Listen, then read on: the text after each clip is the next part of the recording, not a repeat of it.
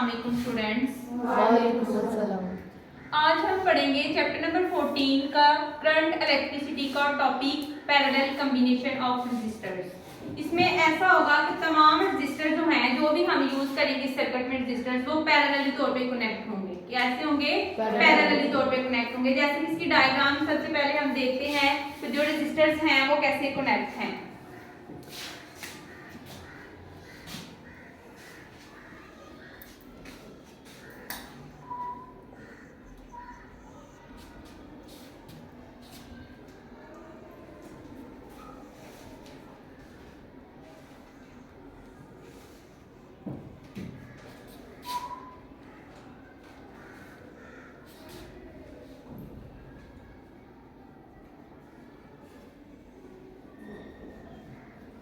अब इस फर्स्ट वाले रेजिस्टर्स को हम R1 का नाम देते हैं, इसको R2 का नाम देते हैं, इसको R3 का नाम देंगे। अब इसको एक बैटरी के साथ हमने कनेक्ट कर दिया हुआ है। अब इस रेजिस्टर्स में से जब R1 के इस बैटरी को जब हम इसे वोल्टेज देंगे तो ये सबसे पहले जितनी भी हम इसको वोल्टेज देंगे, ये R1 में जो करंट प्रोड्यूस होगा उसको हम बोलेंगे ये I1 है, R2 में जो होगा वो I3 होगा, I2 होगा, और R3 में जो होगा वो होगा I3।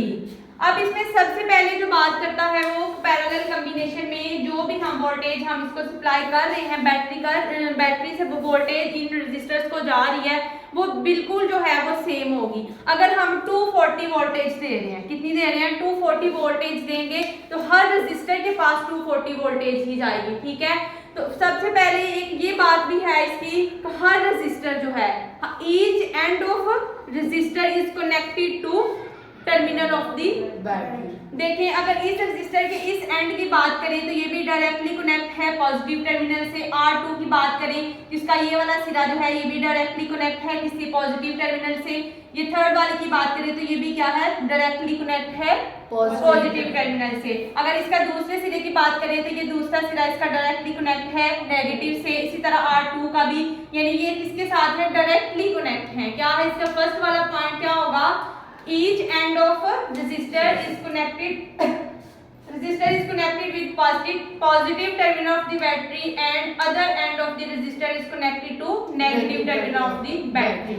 अब सेकंड नंबर पे जो बात करता है, सेकंड पॉइंट जो है वो है इसमें जो वोल्टेज अब हम सप्लाई कर रहे हैं, हम जितनी भी वोल्टेज बैटरी से वोल्टेज दे रहे हैं, हर रेजिस्टर उतनी ही वोल्टेज जो है वो पिक करेगा। ठीक है, हर रेजिस्टर के पास उतनी ही वोल्टेज पहुंचेगी। अगर सेकंड वाला इसके एडवांटेजेस ये है, each device in the circuit may be turned off independently without stopping the current flowing to the each device in the circuit।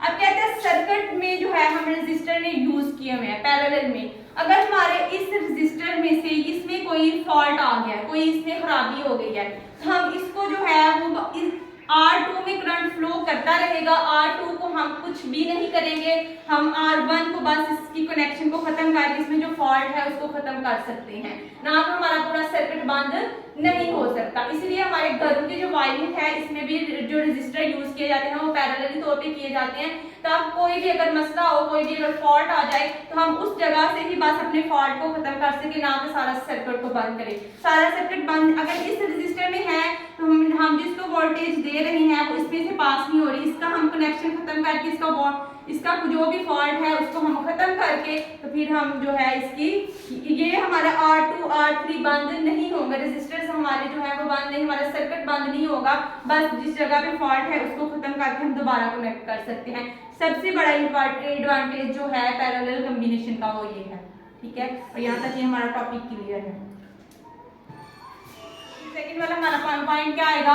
V जो है वोल्टेज वो किसके बराबर होगी? V1 = V2 + V3 के। ठीक है, यहाँ तक समझ आ गई है? क्या है कि पैरेलल रेजिस्टर्स में क्या होता है, रेजिस्टर्स पैरेलली तौर पे कनेक्ट होते हैं और हर रेजिस्टर का एक सिरा जो है वो डायरेक्टली कनेक्ट किसके साथ होता है? बैटरी पॉजिटिव टर्मिनल के साथ, और जो दूसरा सिरा है वो किसके साथ कनेक्ट होता है? नेगेटिव टर्मिनल के साथ। अब इसमें अगर बात की जाए तो जो इसमें करंट प्रोड्यूस होता है वो R1 में जो करंट होगा वो I1 होगा, R2 में जो होगा वो I2 होगा, और R3 में जो होगा वो क्या होगा? I3। तो थर्ड नंबर पे क्या होगा? करंट क्या होगा? I बराबर होगा I1 plus I2 plus I3। अगर हम टोटल सर्किट का करंट लेना चाहें तो करंट किसके बराबर आएगा, I1 plus I2 plus I3। अब ये जो है ओहम्स लॉ भी हमने पढ़ा था, इससे पीछे वाले टॉपिक्स हमने ओहम्स लॉ पढ़ा था। अकॉर्डिंग टू ओहम्स लॉ,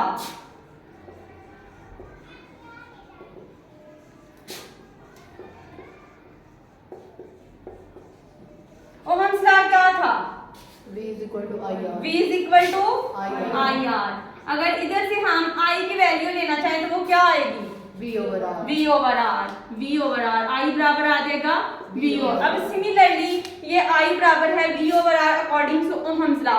अगर हम अपनी सर्किट की बात कर रहे हैं, अपने टॉपिक में हमने जो करंट के लिए यूज किया हुआ वो क्या है, I1 I2 प्लस I3। तो फिर I1 किसके बराबर होगा, I1 बराबर होगा V over R1। I2 किसके बराबर होगा, V over R2। I3 किसके बराबर होगा, V over R3। इसको इक्वेशन नंबर 1 का नाम दे दूं। नाउ इक्वेशन नंबर 1 बिकम्स, क्या होगी फिर ये equation, I is equal to V over R1 plus V over R2 plus V over R3।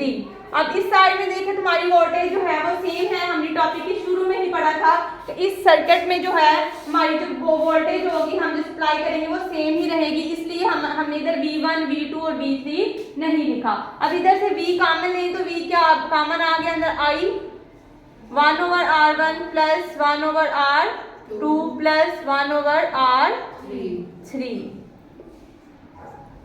यहाँ तक क्लियर है? Yes। उसके बाद जो आगे है, Yes। उसके बाद जो आगे वाला इसका पॉइंट है वो है we can replace the combination. अब होल कॉम्बिनेशन को अगर हम एक रजिस्टर के साथ रिप्लेस कर दें, क्या कर दें, होल कॉम्बिनेशन को अगर हम क्या कर दें, एक रजिस्टर के साथ कंबाइन रिप्लेस कर दें, resistor called equivalent resistance such that the same current passes through the circuit from Ohm's law. अगर हम सारे जो है एक कर दें तो फिर हमारा ओहम्स लॉ के बराबर I is equal to V over R E आ जाएगा। ये जो रजिस्टर है हमने सारे सर्किट्स में जो रजिस्टर यूज किए हैं उनको हमने एक रजिस्टर के साथ रिप्लेस कर दिया, तो फिर इस साइड की जगह पे आ जाएगा V over R E is equal to V over 1 over R1 plus 1 over R2 plus 1 over R3। V से कैंसिल हो जाएगा, 1 over RE बराबर आ जाएगा 1 over R1 plus 1 over R2 plus 1 over R3 के। ये हमारा जो है ये इक्विवेलेंट रेजिस्टेंस आ गई है हमारे। अगर हम तीन रेजिस्टर्स के अलावा इसको सारे एक रेजिस्टर के साथ जो है वो रिप्लेस कर दें तो ये क्या होगा, इक्विवेलेंट रेजिस्टेंस। उसके बाद thus the reciprocal of equivalent resistance of a parallel combination is sum of the reciprocal of the individual resistance। इसके बाद अब तो ये हमने तीन रेजिस्टर्स की बात की है, इसके हमारे सर्किट में तीन से ज्यादा अगर रेजिस्टर्स की बात हो तो हमने तीन से ज्यादा रेजिस्टर यूज किए हैं सर्किट में। अब R1 R2 R3 R4 भी हो सकता है, R5 भी हो सकता है, यानी हमने 4 5 6 रेजिस्टर्स भी यूज कर सकते हैं। वो उसके लिए क्या कौन सी इक्वेशन होगी, 1 over RE बराबर होगा 1 over R1 plus 1 over R2 plus 1 over R3 plus so on 1 over R1, यानी एन टाइम रेजिस्टर्स के लिए हम ये वाली इक्वेशन यूज करेंगे। ठीक है, उसके बाद यहाँ तक क्लियर है सब बच्चों का? Yes। अब इस जो ये टॉपिक है पैरेलल कॉम्बिनेशन के, हमें बहुत से एडवांटेज, मेन एडवांटेजेस जो हैं इसके ये हैं, 2 एडवांटेजेस हैं। एक में ये है each device in this circuit receives the full battery voltage. इसमें ये है इस सर्किट में जो भी हमने रेजिस्टर यूज किया हुआ है उनको हमने बैटरी के साथ कनेक्ट किया हुआ है। सबसे बड़ा फायदा इसका ये है कि हम इसको जितनी बैटरी से वोल्टेज दे रहे हैं हर रेजिस्टर उतनी ही वोल्टेज जो है वो पिक करेगा। ठीक है, हर रेजिस्टर के पास उतनी ही वोल्टेज पहुंचेगी। अगर सेकंड वाला इसके एडवांटेजेस ये है each device in the circuit